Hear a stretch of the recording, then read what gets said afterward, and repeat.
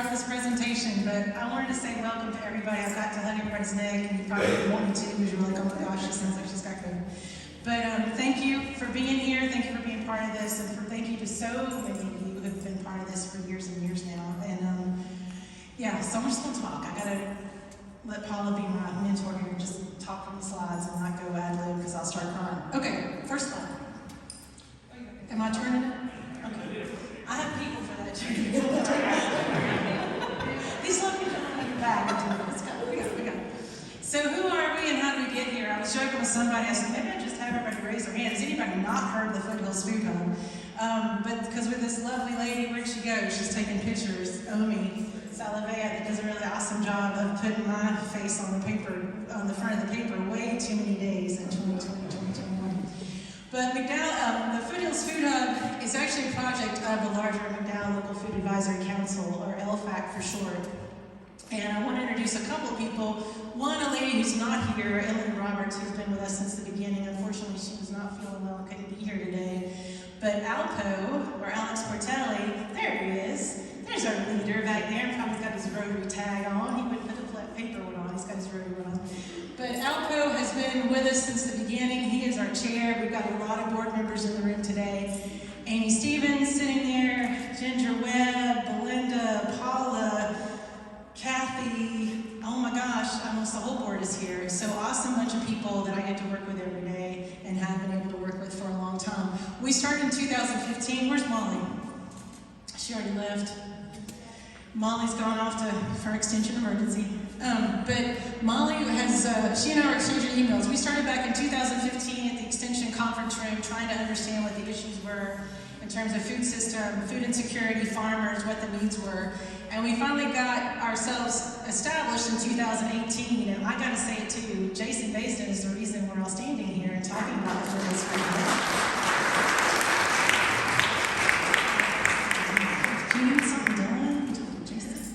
Yeah, but we became a nonprofit in 2018 because that gentleman hanging there at the pole allowed us to do some work and figure out how to actually get this organized and get things on the road. So the Foothills Food Hub is a project of the LFAC, a feasibility study that KB Reynolds, Jason's folks, and Community Foundations of Western North Carolina funded years and years ago. What we learned was farmers needed more support to get their food out to markets. We needed to understand better what we could grow and what we couldn't. How do we do that regionally and how do we do that locally? We also started to realize our pantries needed some support, and how do we do that and help them be as efficient as possible? And then how do we put all this together and do it in a brick and mortar solution kind of way and stop talking about it in an extension office? So that's when the feasibility study started, and we very soon realized as we were starting to raise money and try to build what you're going to get a tour of if you want to later on in the corner over there, the food hub itself, that we needed to support a handful of agencies that had food needs but not a food budget. So those are folks like Freedom Life Ministries, all those folks in blue over there, the Care Paramedic Program, that needed to have food. And what these folks were doing, because their heart is so big and their job is so big, is that they were going in and seeing people having health issues and not having food in the pantry and actually going and buying it themselves. So we wanted to make that go away. So Nebo Crossing, and this gentleman right here, Bob Ritter, allowed us to have a little bit of space to get started, but it already made some promises about the space over here. But I'm going to let him tell a little more about that and a little more about this beautiful space. Is this not amazing? I'm a pretty big Heather fan. I appreciate all she's done and doing. I'll just take a quick minute and tell you about us, because there's kind of a cool KB connection. Back, I don't remember if you were in those early days or how long you've been with them or not, but I was in a meeting at KB actually up in Winston, I believe. And there was this weird conversation where I said, well, this just isn't working with what we are doing. But one day, if you're really going to do what you're saying you're going to do in McDowell, we're going to run into each other and you're going to need me, and the answer is going to be yes. And there was a guy named Nebo that came pulling on this property and was looking for a spot for a food hub. And when he said, I've actually been hired by KB. I said, well, state, the answer is already yes. I told him yes a few years ago. And so I didn't say stink, I was excited because our mission's aligned. We are very excited. We have started a nonprofit here called The Hub, and the idea here is that community happens in this space. And this is making my day right here. This is why we did a big old honking lobby for this right here. This is it, finally, if they would understand. But I want to just show you real quick our space, fast. You can tour whatever you want to here in a little bit. But all of this white space is really what I want to talk to you about for just a second, and that is, what does the community need? And when we discover it, and we can come alongside it, I just want you to see that. And it doesn't look real big on here, it's big, okay? When you walk to the food hub, there's volleyball court, big open space, you'll see it. It can become a lot of things. We're excited about what the future holds for that. So we're working right now on a commercial kitchen that can make events like this really, really awesome, because we can prepare the food here, save some money, maybe not even have to pay all those catering fees we do for all these get-togethers, but really cut that cost and get it down keep going here. This is that space as it's designed. There'll be a couple little tweaks, but it's real close to that. We're in a home ownership program right now, helping folks that normally can't afford housing to figure out how to afford that housing. We're very excited about that. The home ownership program going on. I got to fly through these things. There's another thing going on here. Go ahead, Sam. After school program. We're doing a pilot program right now. I grew up inner city, Louisville, Kentucky. If it wasn't for the community coming alongside my single mom and helping me, I would be a drug dealer, I'm certain. My next door neighbor was the biggest drug dealer in town. And I was going to church, so he looked out for little Bobby and told everybody not to sell me stuff. And I got through by the skin of my teeth. But the community created some spaces for me. And that's why I'm here today, and I thank God for it. Indoor playground, one of the things we need is a lot of folks that need help. My mom needed to go fill out applications for things and get help, but she had this little rug rat that was out of control.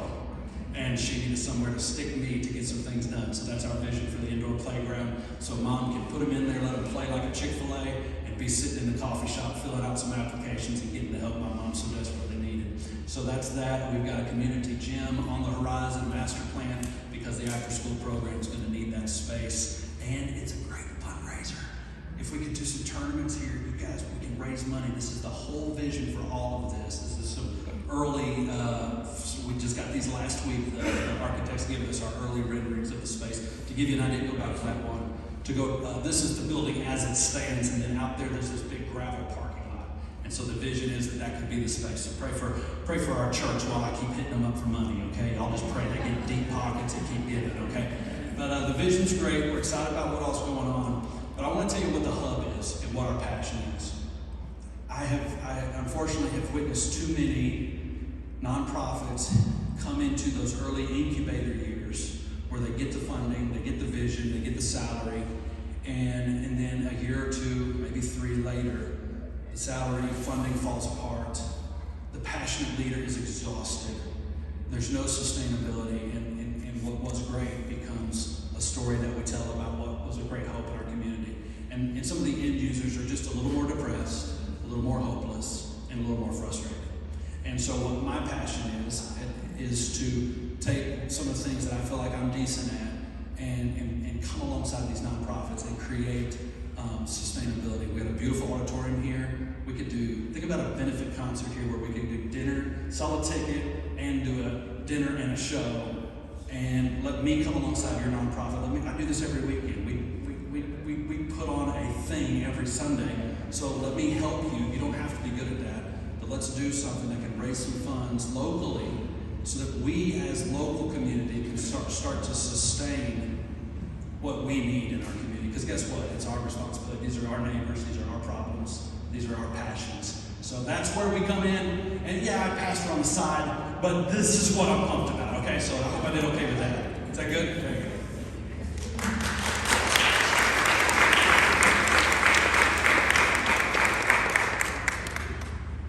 So, go back just really quick. I probably need to say this. Somebody's going to get mad at me.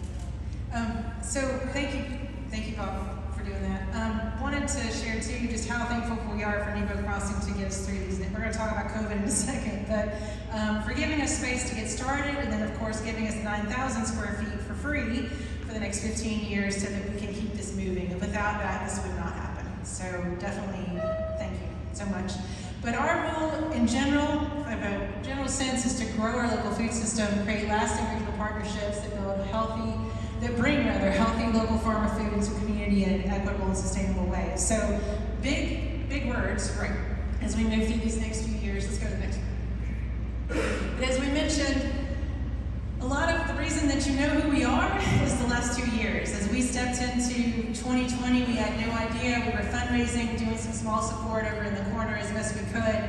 And then March happened, and we stepped into a whole different world. And a lot of you know that. We spent a lot of time talking about food distributions, and we shared a lot of numbers. I'll throw them out again in case somebody hasn't heard them. I feel like I sound like a soundtrack that you just push a button and I play it. But we raised a little over $300,000 just in COVID support, and almost $70,000 of that came from local folks and got matched by Gateway.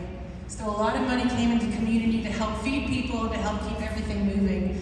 We also distributed a little over 1 million pounds of food in 2020 and a little less than that in 2021. In 2020, we served over 30,000 household boxes to folks. In 2021, over 20,000 household boxes to folks. And that wound up being about 1,000 households a week that got served. So this lady over here in the blue and yellow, Amy, throw your hand up, like they don't move. Just throw your hand, just in case. Chip and Dale, we got on the truck and served a whole lot of people, and we got some muscles that year. I think we had our own little CrossFit going there for a while. And then we too, right now, we're looking at about 500 households being served each week. So that's gone down about half, which is great news. That means our pantries have been able to open. They've been able to take a lot of this work on themselves. So we're really excited about where we're moving to in the future. Next slide. Lots of pictures. I try to embarrass everybody. Like I try to get a picture of everybody on here in really big screen. So where we're moving to now is certainly we're still supporting our food distributions. We do about 3 of those now versus the 6 we used to do. We're still supporting pantries. We want to make sure that they feel like they're supported as they're transitioning back to full sustainability.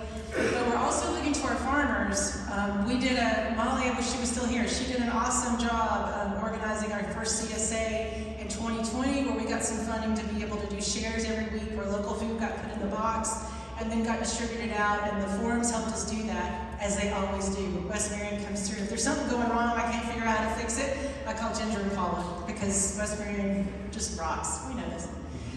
So as we turn now to figure out how do we get more of that local food into community, because it's great to continue to feed people, and Manna has been the most amazing partner, and we love them, but we started to look at the numbers and say, you know, how much of an impact we could make if instead of spending all that money on Manna food that's coming from all over the country and sometimes all over the world, why not spend it on our own local farmers and increase our own economic impact, make it best for McDowell? So we've been working on that. A couple of different programs that we're going to be involved with this year. One is a paid CSA again, so if there's a flyer, there should be a flyer on your table, or you should see one sitting around that's it's NC Farmers of the Foothills CSA. Go buy one of those tonight. You better hurry, because there's only a few shares left. Go buy it tonight. Let me say it again. Find the flyer. Go buy it. All right. So we have that going on. We also have what's called a Farm Share Program, which is a state program. We're going to do about 50 shares a week for the next 7 months. It's going to be insane. We're all going to be running again, but it's wonderful because it's going to put all that money in our farmers' pocket and logistically to support it. We're also going to do where's it at? Blue Cross Blue Shield folks, I think are in the room. These lovely humans have also given us money so that we can continue to put local farmer food into every distribution that goes out once the season starts. So Nebo EMS, Jacktown, all the different distributions actually get beautiful, just out of the garden, just off the farm food because of y'all. Thank you. And then most recently, I'm really going to try not to cry on this one. After 5 years of trying, I thought I was blackballed by USDA. I'm just going to tell you. I thought there was somebody sitting in D.C. I was like, that's another chick. We ain't giving any money to Mary. I don't know what the hell she's doing. Heck, she's doing. I'm sorry. So, he goes like, that's like I said. So USDA just recently awarded us $370,000.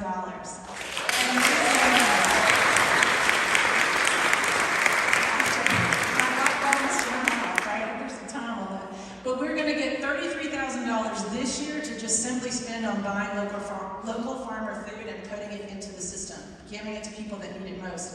Next year, we're going to spend $75,000 just buying local farmer food and putting it in the system. And in 2024, we're going to spend another $75,000 and do it again.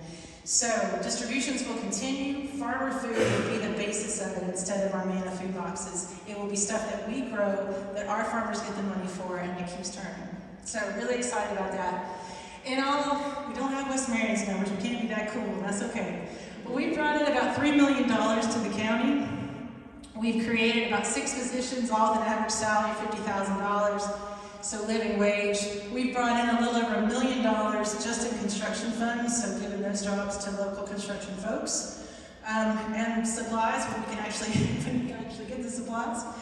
And just this year, we've got over $100,000 total in farmer food purchases. So really trying to work as hard as we can to put that money back into the community, get good, healthy, local food into the hands of the folks that need it most right now. So, next slide. So I'll say this, any questions? I know I talk fast and my accent's really heavy sometimes when I'm nervous.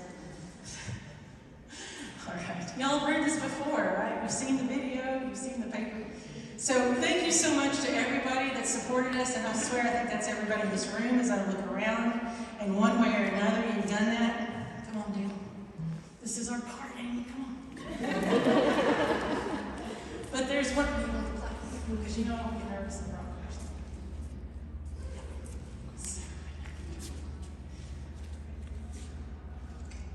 So one group in particular has gone above and beyond, even says it on the plaque, to make sure that things kept running.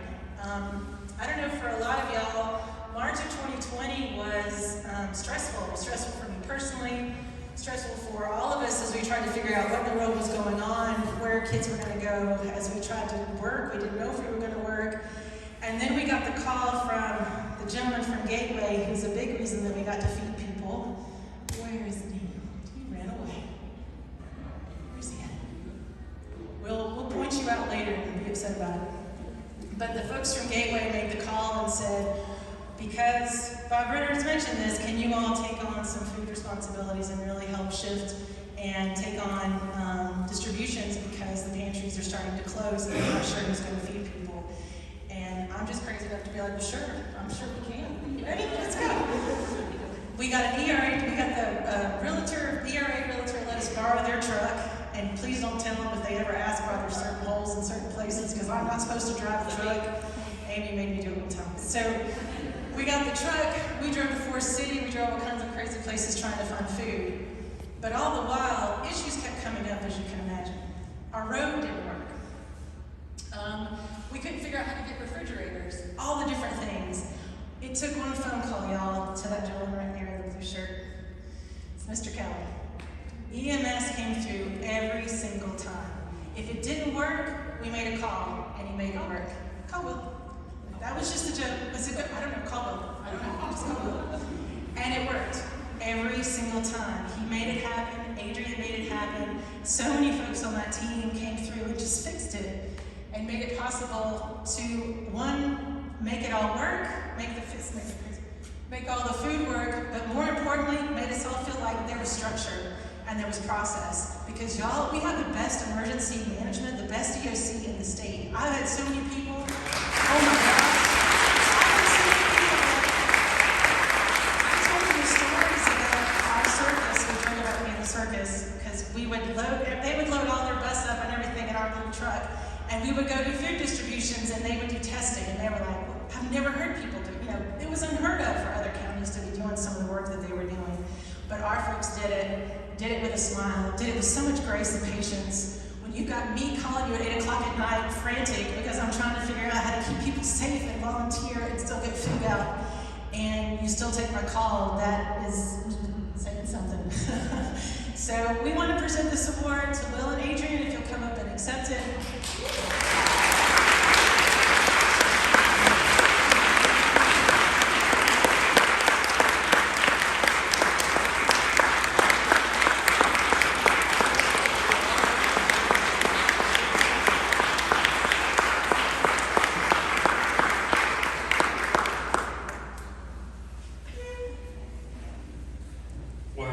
Thank you. We appreciate that. And it was an absolute privilege, I think, for Adrian and I, along with our entire team, to serve the community during the pandemic. It was I think the roughest 2 years of the lives of our paramedics, our community paramedics, our dispatchers, our command staff. But I think it's important for everyone to know McDowell County did what we did because of everybody's help, cooperation, and participation among all the partner agencies that are part of the Emergency Operations Center. Years ago, we adopted what we call a whole community approach, which means in a disaster, public, private, and non-profit partnerships are what gets you through rainy days, and partnership building on blue sky days is what makes it all work. And so many people, as I look out in here, supported us, participated in blue sky planning, and then it all came together during the rainy days, and there were some tough days. There were days that you scratched your head and wondered, where is this going? And I know everybody felt that.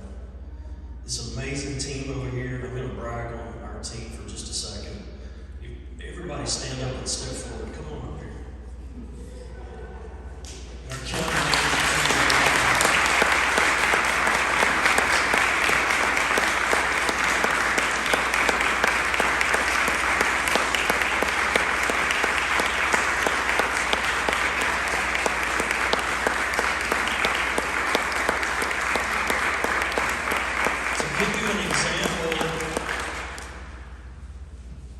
This county and the agencies that work together took testing to every community, every part of McDowell County. The command bus that we use for testing rolled up in West Marion, East Marion, Old Fort, Crooked Creek.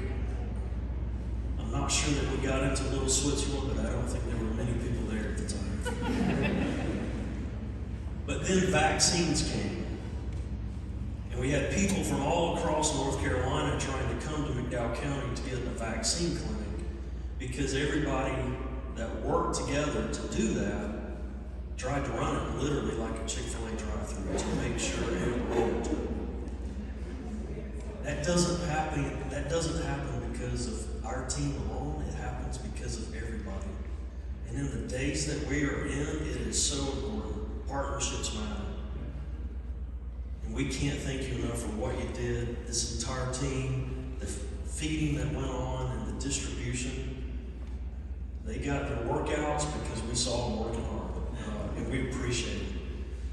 I want to take one more second just to thank Jason Basin in the room again.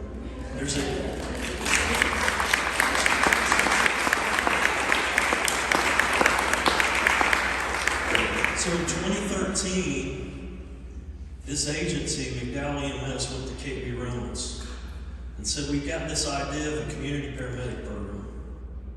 It'll be the first rural program in the state where you take a chance on us. And they did. Little did they know that would be the roadmap and the footprint for getting vaccines into the homes of homebound citizens that couldn't make it to a clinic. And that was a big deal and saved lives. And Jason, we appreciate all the support you provided during that time.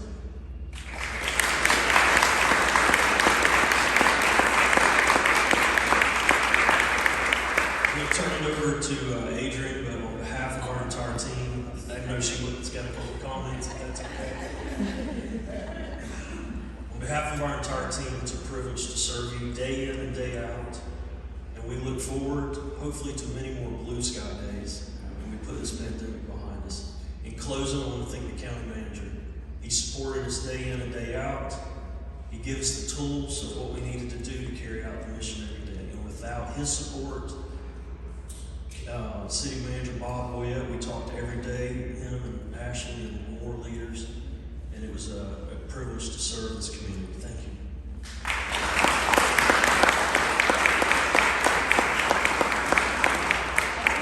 I said, I handled Captain Donnie Tipton retired a few months ago. I said, I handled his retirement. I had to cry the whole time.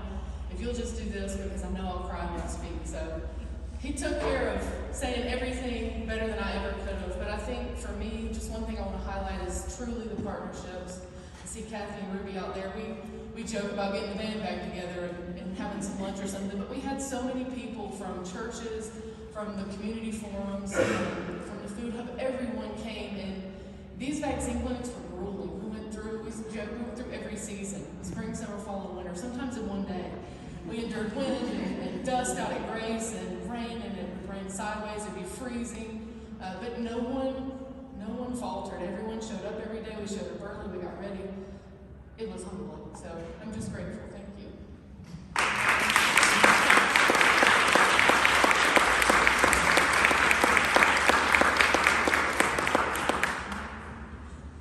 Yes, those are yours.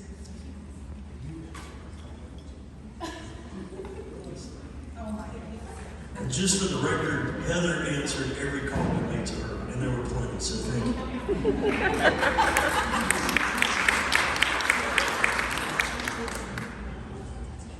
So thank everybody again. Thank you so much again for being here and enjoying the food and enjoying each other's and just reconnecting. We're going to do some food hub tours if anybody's interested in that. We'll meet everywhere the blue, right now it's blue, Marion East Community Forum's at. We'll do a tour here in maybe like 5 or 10 minutes. So if you have to, throw away your stuff, grab you another water. We'll meet over there by the little blue sign, and I'll be happy to walk you through the food hub and show you what we've got so far. Thanks everybody. Thank you so much.